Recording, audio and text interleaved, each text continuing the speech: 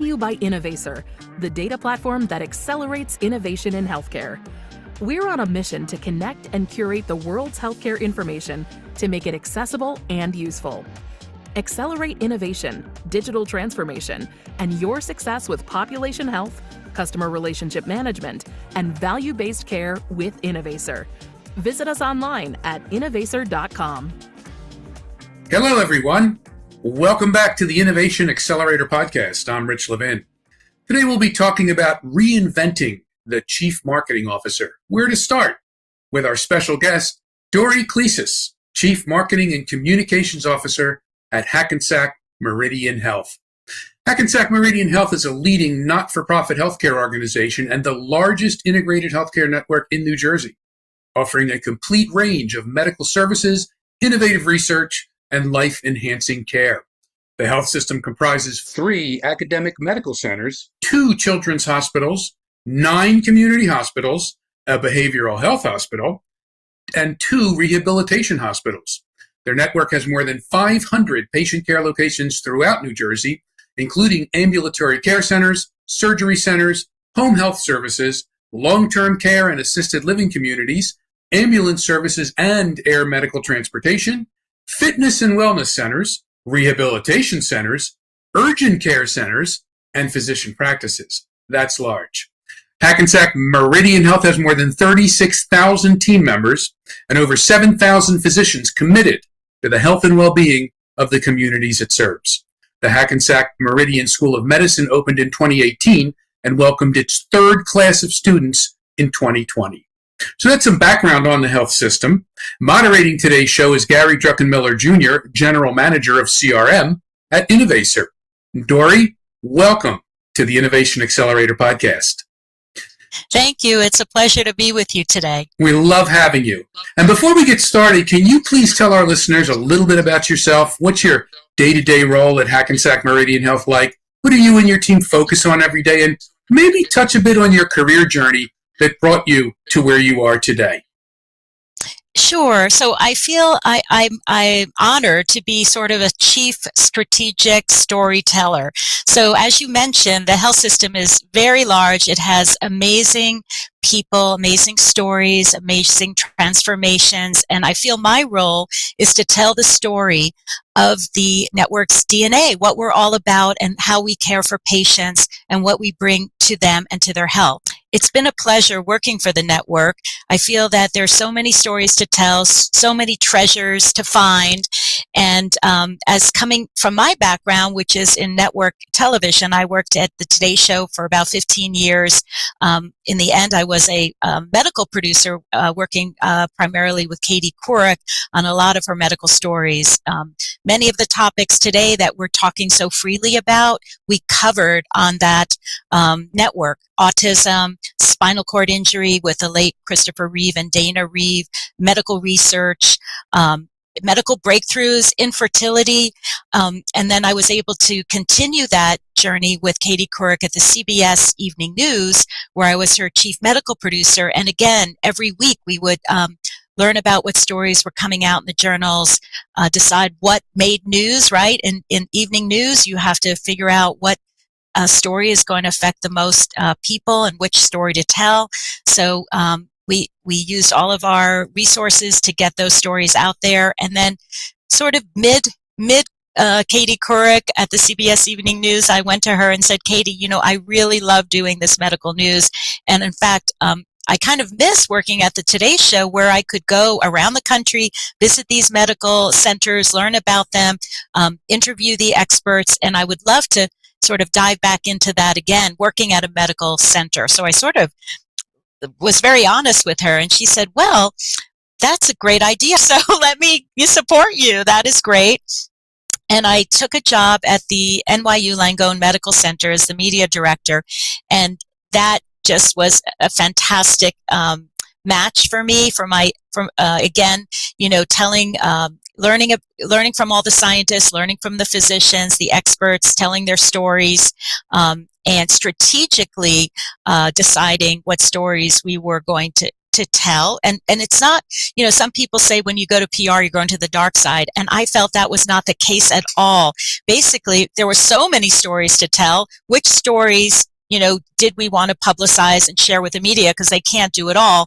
And what I loved about that most was that I could come up with 12 stories and give them to 12 different journalists to work on. Very different than at the Today Show, where it was one story. I would have to do one at a time. Here, you can do 12 at a time, and you can collaborate with the journalists and make sure that they're getting the resources they need at your health system. And I try to do my best to help them do their job. So it's really from the inside to the inside again, I guess you could say, from being a journalist to being in a healthcare setting and telling those stories on a daily basis.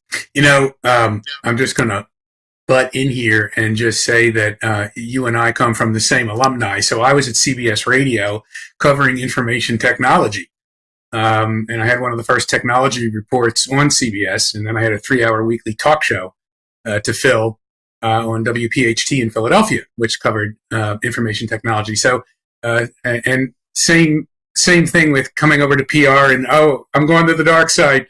But it's not. I think bringing that journalistic discipline to the communications has a lot of value to organizations. And you also have to, I think, change the culture a little bit, because, marketing organizations tend to come up with things in a bubble in a room and, hey, it's best idea ever, and they roll it out. And they don't have that skeptical journalist filter that is how you get to the value that engages the people you're trying to speak to and really delivers that value to them. And I think I'm going to bet that there's a lot of that you're bringing to the table in terms of consumerization of healthcare and engaging with the markets that you serve. So I apologize for taking a little bit of time on that, but when I wasn't aware of your backstory. It's a fantastic backstory, and it reminded me in a much bigger way. You went a lot farther than I did. I was in radio, and I have a face for radio, I suppose. But I just wanted to share that sort of connection. So anyway, how about you, Gary? Tell us a little bit about your role at Innovator and what you and your team do every day. Yeah, no, thanks, Rich. Man, I feel like a lesser of a human being today with you guys on. It's like, haven't been in radio, haven't been in TV. It's just like, certainly somnambulant Gary is what I'll, but thank you, Rich. No, the work we're doing at Innovator is pretty remarkable. We've got the only longitudinal data platform in the entire provider space, and that allows a lot of amazing, magical things to happen, including providing, which we'll talk about today, Dory, is longitudinal journeys, journey mapping, Yes. The importance of simplicity when it comes to consumerism and getting things down to the absolute bare minimum that's required for those to whom you serve to interact in a way that is commiserate with how they interact in the rest of their lives. We know that EMRs struggle to do this. We know that non-healthcare technology companies struggle to do this, but here at Innovator, we're doing it. And so we're very excited to kind of hear your story and that you've embarked on. And Rich, what's the PR line that you have at the bottom of every one of your emails? And then we'll get into the... it's a quote attributed to Bill Gates that I love, and I've had it on my email signature for years, but it goes, I'll paraphrase it, if I only had $2 left, I'd spend $1 on PR. And there's a whole backstory to his view of PR, yeah. and in the early days of Microsoft, how he got Microsoft on the radar. I won't waste our time here. We could talk offline, but it's fascinating. And I blatantly, what did Steve Jobs say? A great artist steal. So I steal his ideas and Wagner Estrom's ideas all the time. Anyway, that's it for me. I'm going to send it over to you, Gary, and I'll be back at the end of the show to read us out. Great. Thank you, Rich. Thank you. All right, Dory. Thank you. Let's dive in. It is a great honor there, kind of letting you introduce yourself, and we'll get more into that and feed in much of your background as we're going through in today's discussion and as you talk about Hackensack. But the first thing that's at the top of everybody's mind that they're going to want to know right now, in about 60 to 90 seconds. What makes up your CMO responsibilities? Here we are talking about reinventing the chief marketing officer. You work for you work for one of the powerhouses in the Northeast, and perhaps from the Northeast all the way down to the Mid-Atlantic. I mean, Hackensack Meridian's really developed quite a name for itself since you've been there. What makes up your primary responsibilities as CMO today? Yeah, so we really, we're very focused on our brand. We want to make every experience that people see in the marketplace, make it a good experience for them. So, what is our brand? How are we sharing our message? So spend a lot of time on our brand, creatively with our advertising colleagues, creating our ad campaigns. What is our message? So this year we came out with a new campaign called We're Ready. And that took a lot of effort in terms of really focusing in on that message, because we came out of COVID, everyone's lives were changed, and we focus. We're ready to care for patients, and our teammates are ready here for anything that comes up for their patients, and we're ready to fight all the diseases that will affect our patients. So that's sort of the main, one of the largest goals, because that brand then rolls down into everything we do. So the idea is to tell their story on as many channels as possible, digital, creative, public relations, media relations, digital marketing, through CRM, email communications with our patients. We have about 1 million patients who have opted in. We have a wonderful quarterly newsletter called Health U, where people can read all this great health information, sign up for our emails, and we're also very involved in strategic partnerships.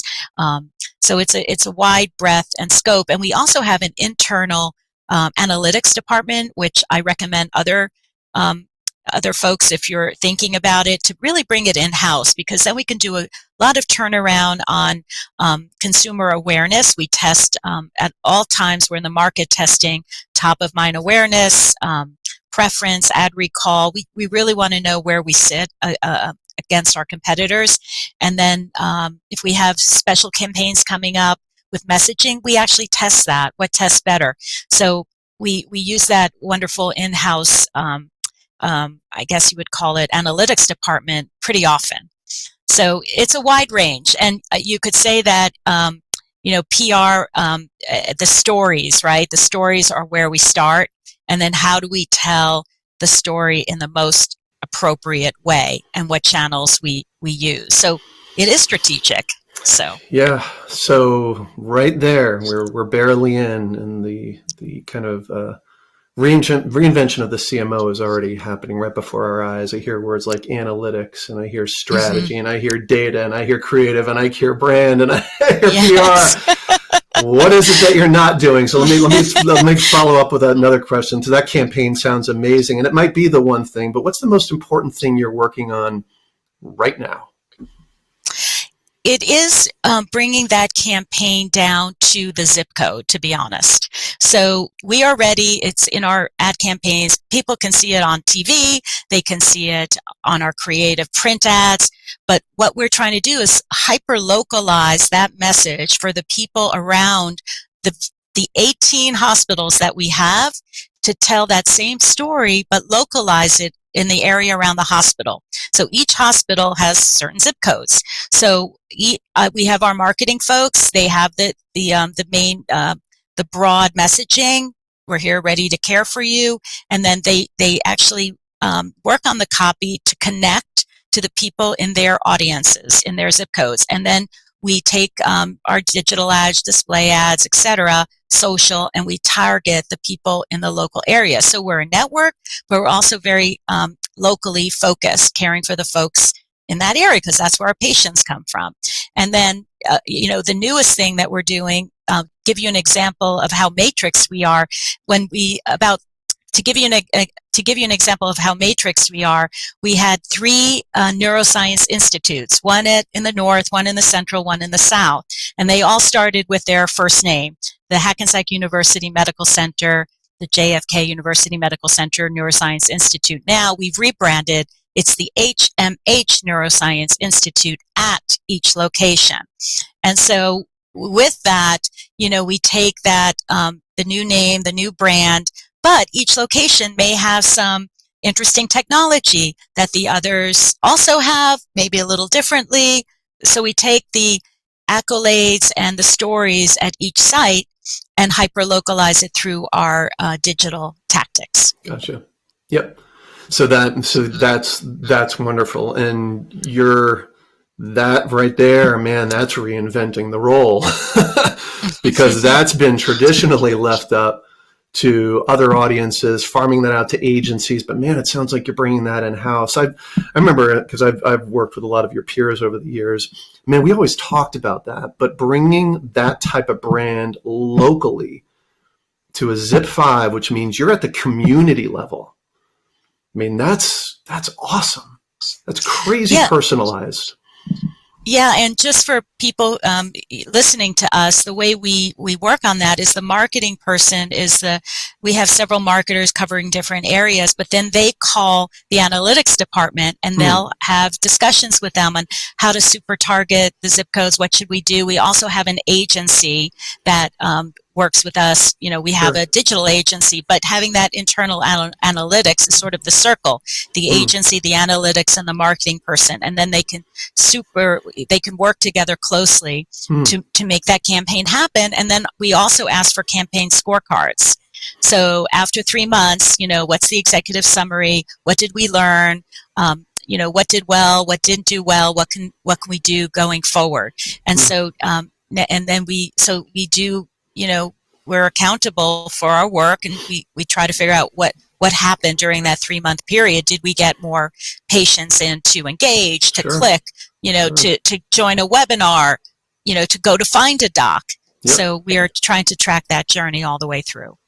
Well, that's fantastic. There is no better way to kick off a session like this than that, because that's not only reinventing the CMO's role, that's reinventing how health systems should be going to market entirely, which really leads us into our next kind of round of questions here. So let's pick off from that, because you talk about doing that sort of branding at a new hierarchical level, which is cleaner, simpler, begins to connotate a designation. That designation then falls all the way down into your low-level tactics, into your messaging. Very, very difficult to do in the health system and healthcare environment. Heck, technology companies and big brand companies struggle with doing this. Doing it at a health system level is very, very difficult because you're dealing with point of care.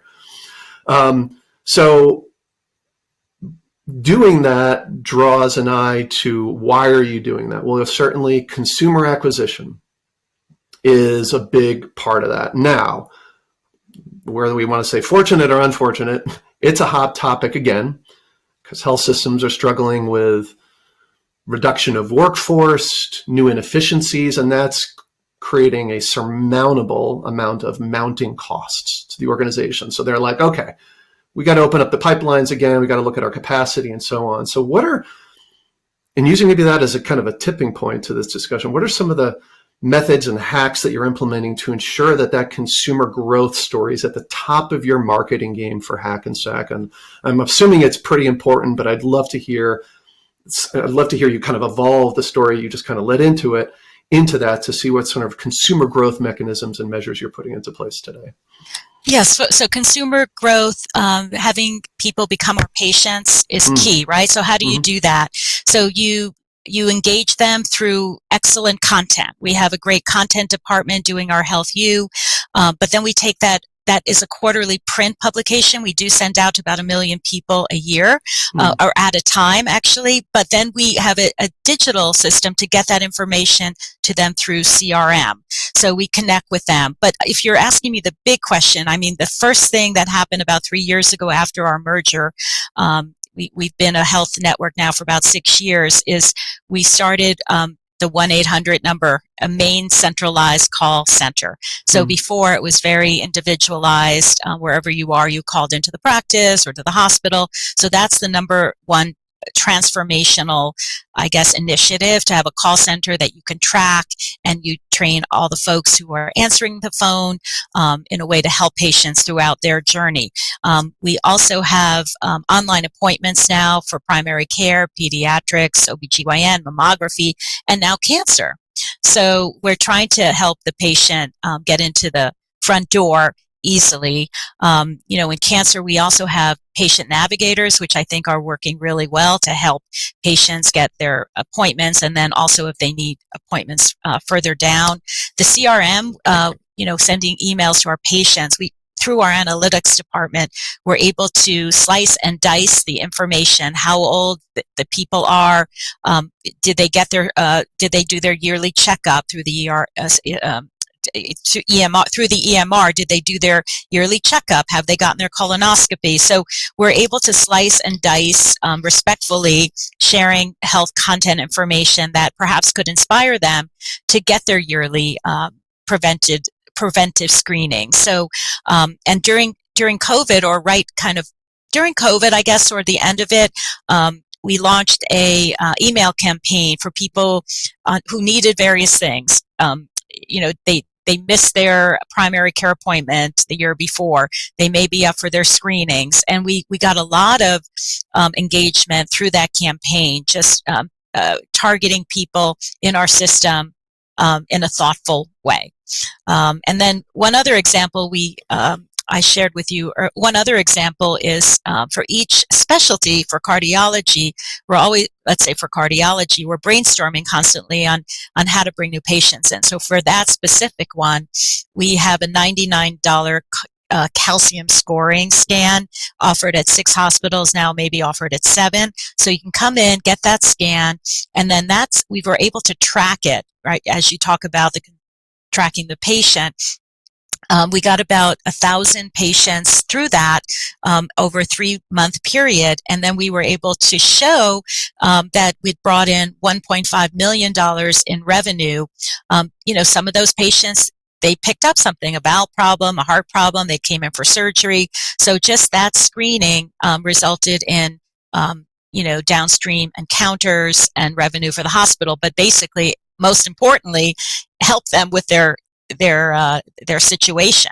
So, we try to touch the patient wherever they are. And in fact, in that campaign, one of our marketing folks, they actually had an engagement for patients when they came in to see their cardiology. They had a QR code, and you could do a meditation session for 5 minutes waiting for your doctor. So, we're trying to find, yes, we're trying to find exactly all the places we can connect with you in the marketing arena, right? Because there's other arenas. There's, once they come in and, then they're off to the patient side, right? So, right. No, that's fabulous, man. You stated one of those. Yeah, I don't think you actually used the acronym, but you said it, ROI. I mean, you got it. Oh, yes. You got it. Yes. You talk about connecting those. Again, healthcare marketers have been at this for years now, and we're only just now starting to get better at determining that. So the fact that you're able to draw those outcomes back to your expense and prove it is really, really amazing, because many still struggle with the math and the financial agreements, and that, as we were kind of talking on the pre-show, to kind of connect departments together to make these things happen. So congratulations on that. I'm curious, is there another example of a campaign that you're seeing similar results, or not maybe similar results, but where you're also seeing an ROI? Is there any service lines that have a higher proclivity for getting a positive ROI like that? I think it's possible. I mean, in many of our service lines, the one we're doing now is the Neuroscience Institute campaign. Yep. And so we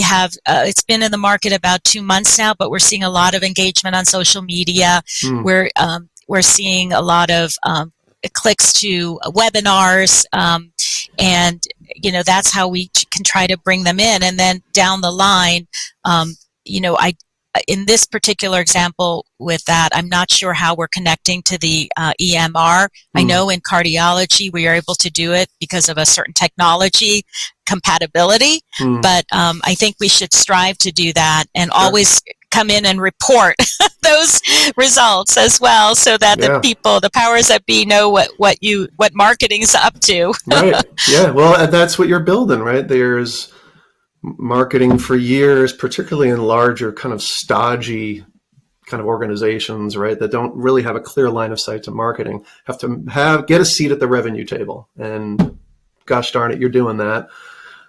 So let's actually take, you were kind of talking for a second there about, getting all the steps lined up, and I can hear in your voice like this articulation of get them to start here, then they move into here. There's maybe like an always on social media program, and then we have a 3-month more tactical program.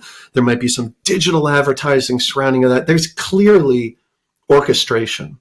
And when there's orchestration, that means that you probably have some line of sight into the more modernistic term, which is around the journey. So let's talk about that a little bit.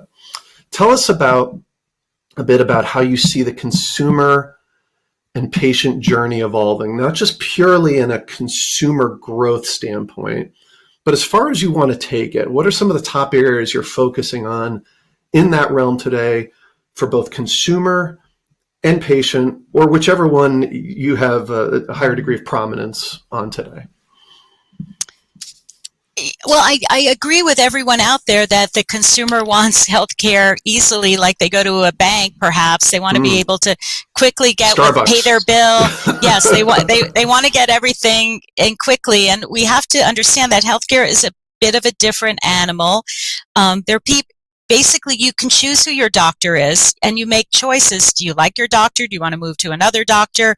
How do you get everything? I mean, I would love to have a virtual assistant who knows me so well that can help plan my every preventive screening for the year. Wouldn't we all love that? So there's such a small funnel between all the patients in the world and then, your doctor's office. So how do we enlarge that funnel to be more of a concierge service? We'd like to hire more people, but we can't sometimes because of the way the economics are. So how do we make that entryway into the doctor's office easier? Online appointments is what we're trying. So, we've had a lot of success with that. And I think in 1 month, we got about 500 online appointments without even advertising. Now we're advertising that. How do we bring more cancer patients into our cancer system, the JTCC Cancer Center? Is it more navigators? Is it more education about what we do? Is it more differentiators in our marketing? We're not sure. How do we make our patients aware of what we can offer at the Cancer Center? They have 450 clinical trials a year. We have CAR T-cell therapy. They were a pioneer with that, and we have bone marrow transplants. We do more bone marrow than a lot of our competitors. So, how do we make them aware and bring them in? And then along the journey, what is it like? Are they getting their bloods taken? They're going to see the nurse. At JTCC is a good example. Their patient navigators meet you when you come up the elevator. They take you to help you sign in. They take you to the doctor. So I think they have a nice system of, once you're in, getting the patient to where they have to go. And then I think for patients with multiple myeloma, they have a patient navigator that will make other appointments throughout the health system for your heart or for your, whatever you need, because it's complicated during that time when you're going through cancer treatment. So that seems like a good model. And the question is, can you bring it to everything else, or is the cost exorbitant? So those are some great examples. Are you currently working on any kind of journey mapping exercises today? Is that like, yes. Is that term like an initiative? No, I would say that in cancer we're doing that. We are studying how patients come to our website and where they're navigating through the website. Are they making appointments? Are they where they're looking and how we can make it a better experience through the first connection. And then we've also, in journey mapping, they say, we interview stakeholders, patients, doctors, what is that cancer journey like? And we are mapping it out. And to be honest, it's different for different cancers. So multiple, right? So in that case with cancer, we'll have 5 journeys up to look at on the board. And, how are they coming into our website? Are they seeing multiple myeloma? Are they seeing bone cancer? We want to make sure we're focusing on the website now, and hopefully those learnings will help us come up with better content to educate them. But we definitely do patient journeys in cancer, and they're the most complicated because there's so many different cancers. Right. Yeah, and that's such a great place to start because of the degree of, and the term doesn't even do it justice, but the degree of difficulty, the intricacies and the nuance that go along with every single one, whether it's breast cancer screening, lung cancer. I mean, you go down the line, they all enter into it differently. The different stages come into it. You enter into it differently. The emotional characteristics of the caregivers come. And there's so many things to take into consideration. So bravo. It's definitely proving to be more of an art these days. And so we ask the question often to kind of see where marketing leaders are projecting themselves to really start to not just entertain it, but to activate against it. So again, bravo for taking that on. Yeah.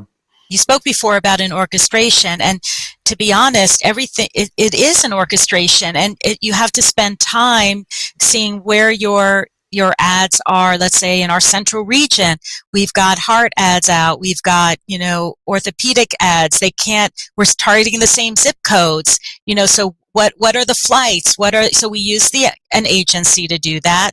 We get help from our analytics team, but you really have to orchestrate it and plan it out and make sure that you're not competing with yourself, because you've got many specialties and the same amount of patients, and that's why you have to target to your best ability so they're not getting messages that they don't need. Yep.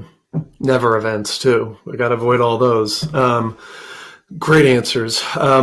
So there's going to be a day where I'm not going to be able to ask this question, or at least lean into the topic of where this question comes from. And I can't wait for this day to come. But in the meantime, we're still within the window of the pandemic.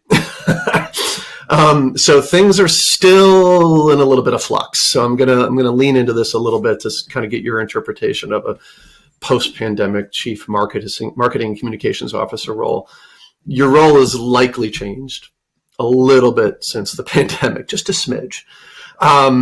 Not only as a harbinger of growth, but now also a member of an elite group that has to begin to think outside of just the walls of your own department, and extending olive branches and living in the home in the living room next to the dining room of, let's say, the value-based care folks, right? Because that movement has now been not just nudged, it's been emboldened.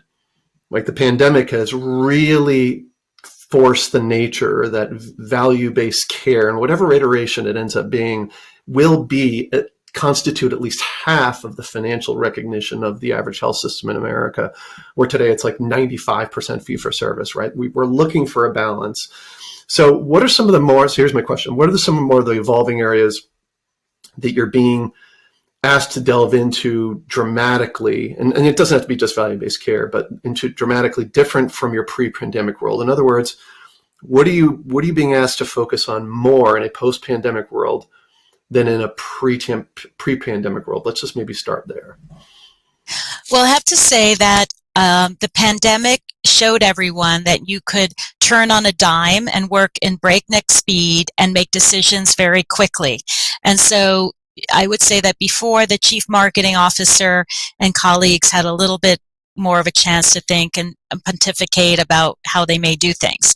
Now, instead of looking at the year ahead, you have to look at the quarter ahead. How are we doing? What do we have to respond to? Our cancer volumes are cancer volumes down? In what areas?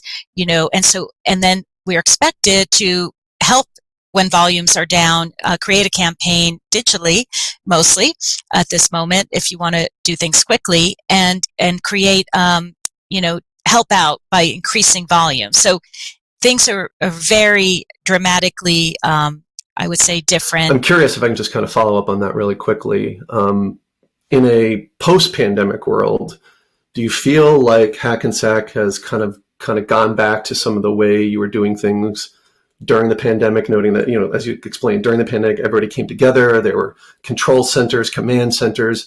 Do you feel like that's waned? And do you feel like you've kind of gone back to the way things kind of used to be before the pandemic?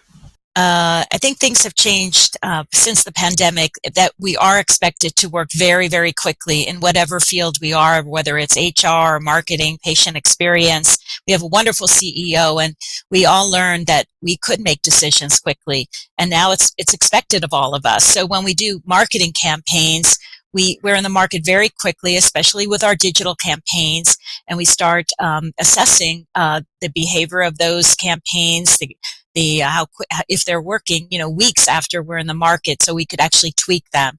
So I think we learned that we don't have the time to think and pontificate. We need to put all our efforts into focus and work quickly, and especially in our area, which is marketing.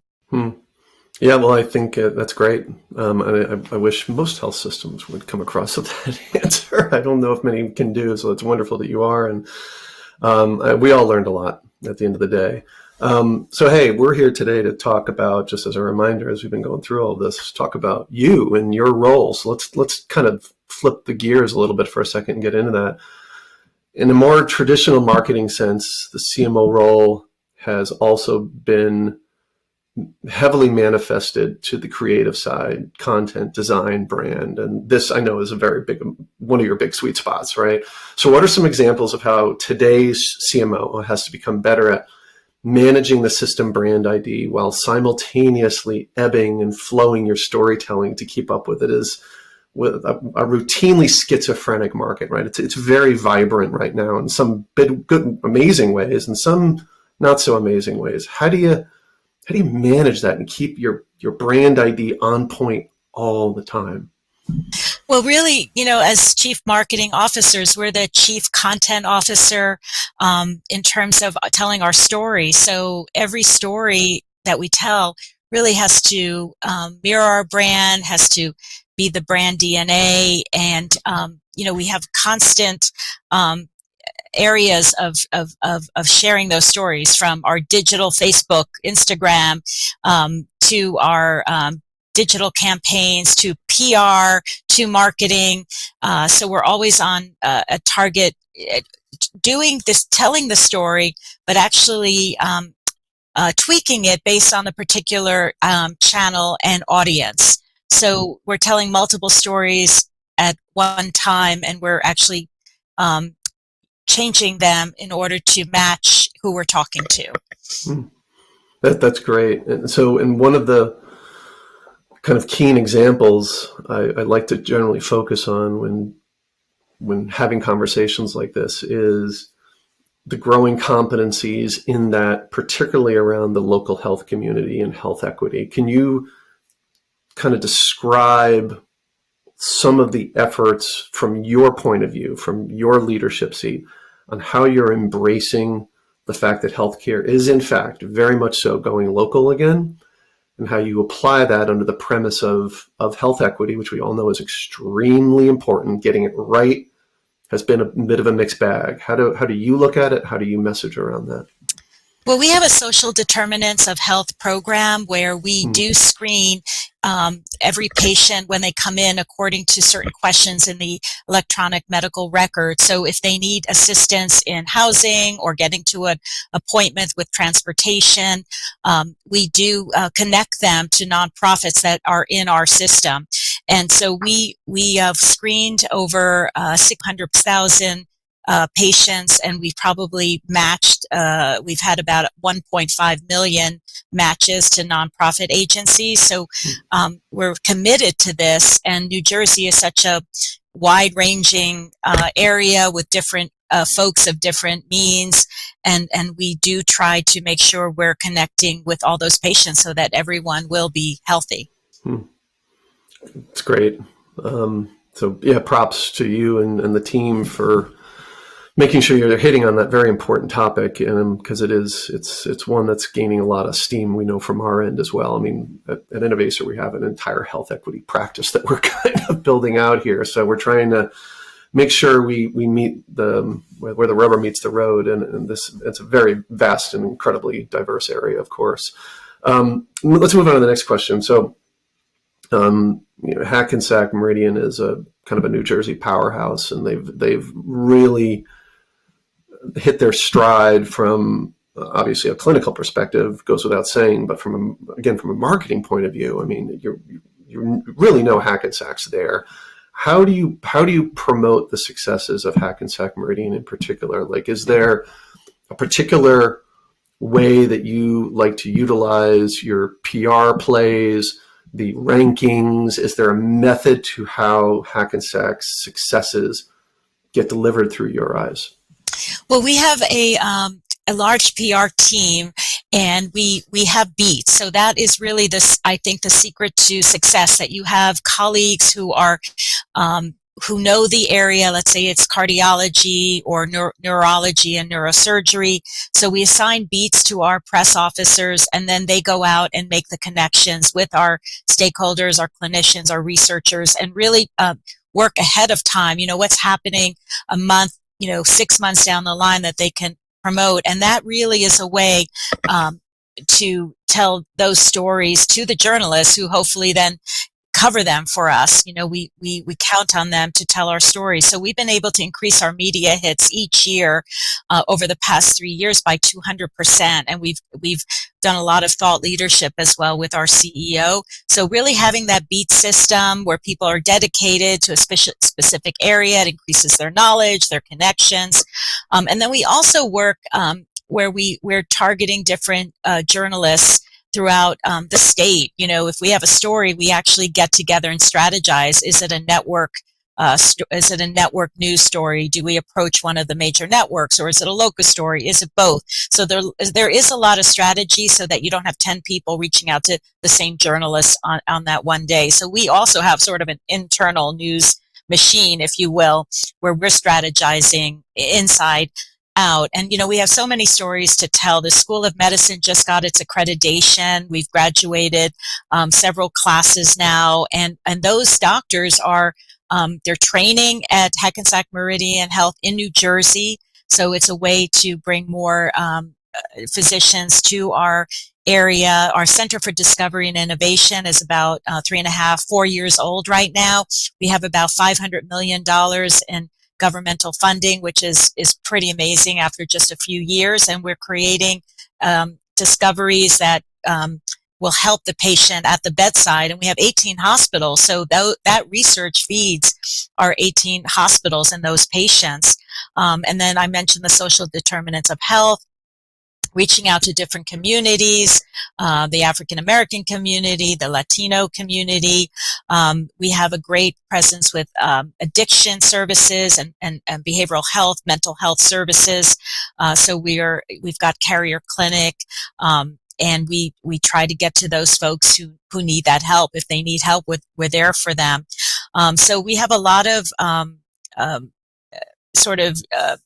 treasures that we try to share with reporters, things such as ECT therapy for depression and even certain types of autism, to innovative stroke treatments. So, we have so many innovations that we actually try to just strategize, what reporter's getting what and at what time, so that we can make sense of it all. Well, that's a very fortunate spot to be in. There's too much good news. Oh my gosh. I know. There's too much going on. There's not enough people or time. Well, you're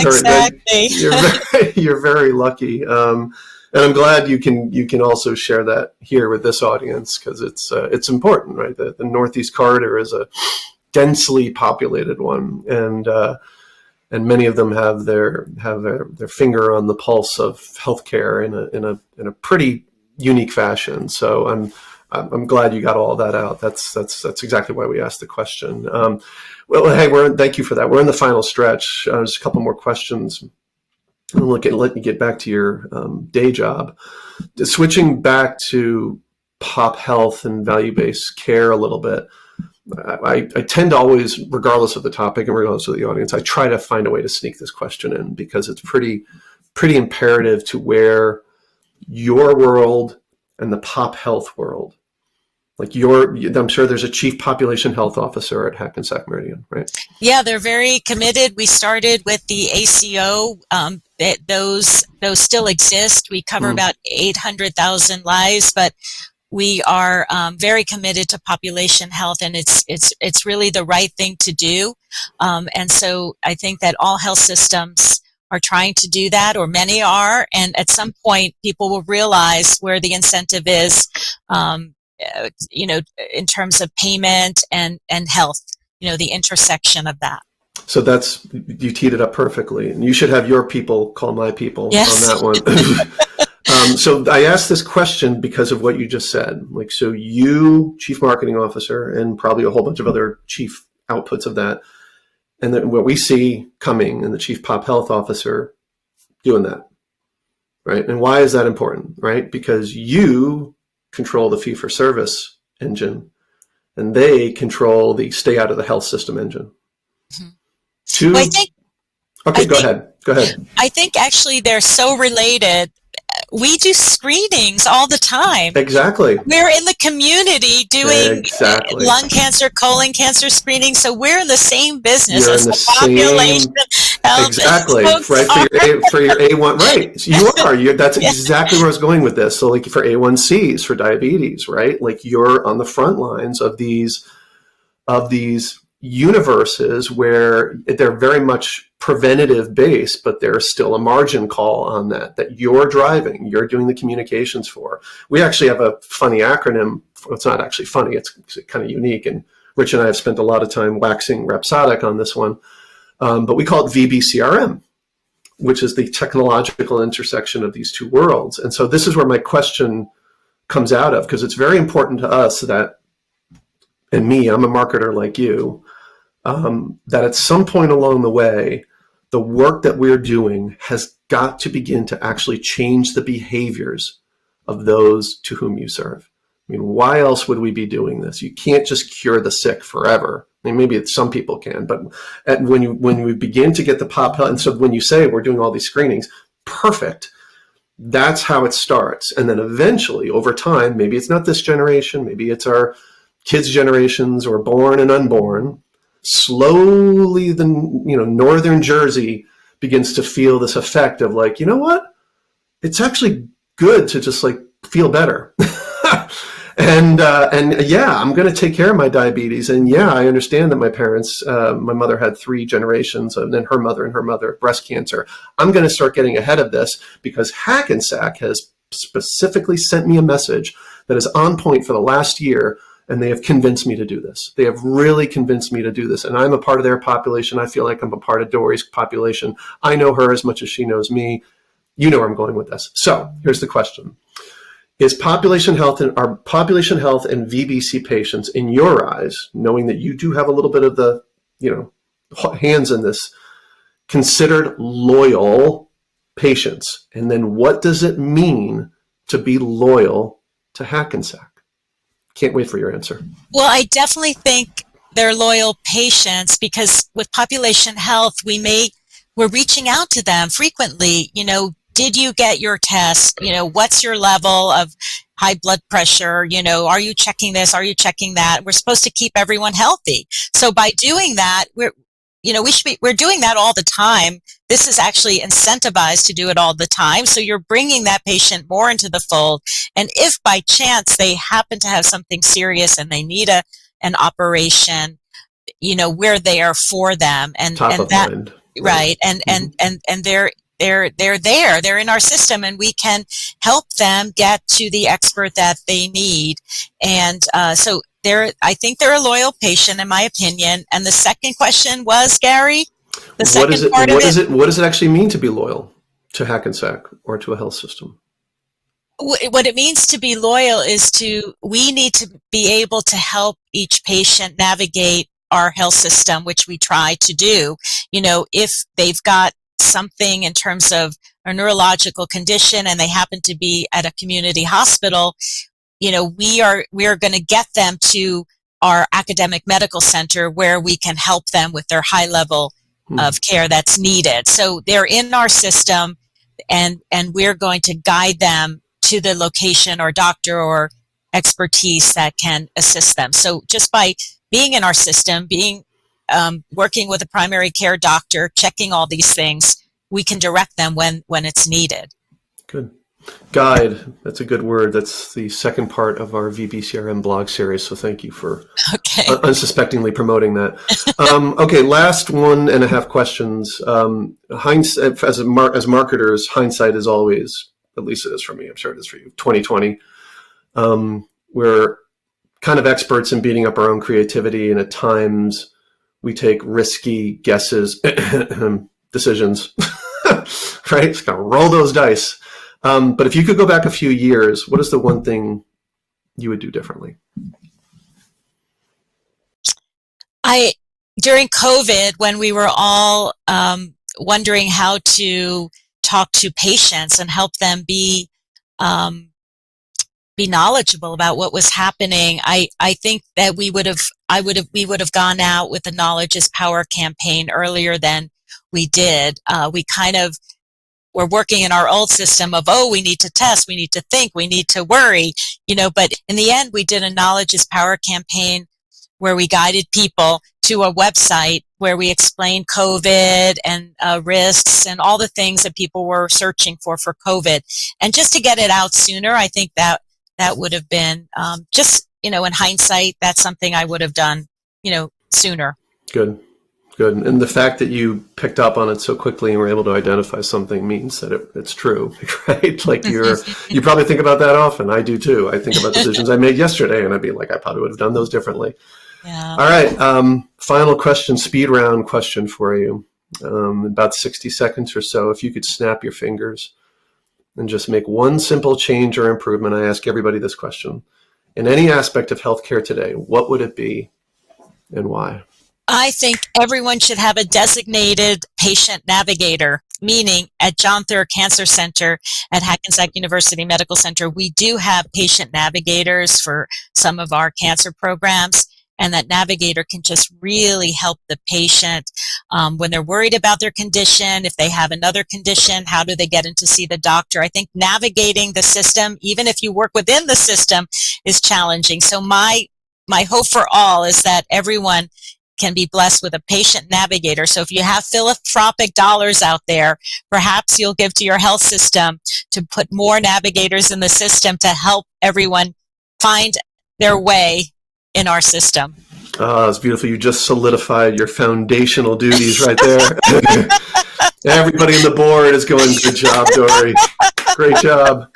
Well, it's a wonderful answer. And for somebody who's been lost in pretty much every hospital in America, I can agree with you. Having a patient navigator or some improvement there, concierge level would be nice. Dory, thank you. It has been an absolute pleasure to have this chance to speak with you. I think we've run the gamut of the CMO role and looking how we reinvent it through your eyes, noting that you're at the tip of the spear from a marketing standpoint in one of the most prestigious and highly recognized health systems in America, and doing some amazing work. And I know that because I can see your marketing all the way in Connecticut. So you got to be doing something, right? Well, thank you so much, Gary. It was a pleasure to speak with you. You as well. And with that, Rich, we'll pass it over to you to wrap us up. Thank you again, Dory. Thank you, Gary. And I'd like to thank Gary Druckenmiller, Jr., and Dory Kleesis, Chief Marketing and Communications Officer at Hackensack Meridian Health, for taking the time to chat with us today about reinventing the Chief Marketing Officer. Where to start? For our listeners, don't forget to check the show notes for links to resources and contact information related to today's show. And stay tuned to the Innovation Accelerator podcast for more shows covering the healthcare IT topics you care about. For more information on enterprise CRM and healthcare marketing and other healthcare IT topics, please visit innovacer.com. That's INNOVACCER.com. I'm Rich Levin, and I hope you have a great rest of your day. Thanks for listening. You've been